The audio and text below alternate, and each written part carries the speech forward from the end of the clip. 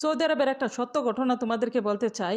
এই সৌদি আরবে কিন্তু মনে করো যে গরিব ধনী কখনোই তুমি বাছাই করে বের করতে পারবা না। কারণ এই সৌদি আরবে কিন্তু মনে করো যে নামি দামি মানুষরা মনে করো যে ধরনের পোশাক পরতেছে, একদম মনে করো রাস্তাঘাটে কিংবা দিন আইনা দিন খাইতেছে কিংবা মানুষের দিন মজুরি কাজ করতেছে, তারাও কিন্তু একই ধরনের পোশাক পরতেছে। আর আমার কফিলের ছেলের শ্বশুর মারা গেছিল।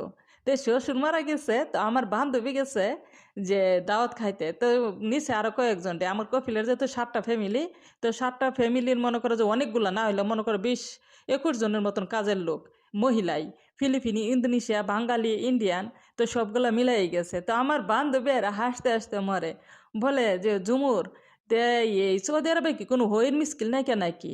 তো এই যে মনে করো যে কফিলের ছেলের যে শ্বশুর মারা গেছে, তো দাওয়াত দিছে, সবাই দেখলাম খালি হাই ফাই গাড়ি লয়ে আইতাছে, এত দামি দামি পোশাক পরে। তারপরে আমি বললাম যে এই দেশের মানুষের এইটাই হচ্ছে কালচার।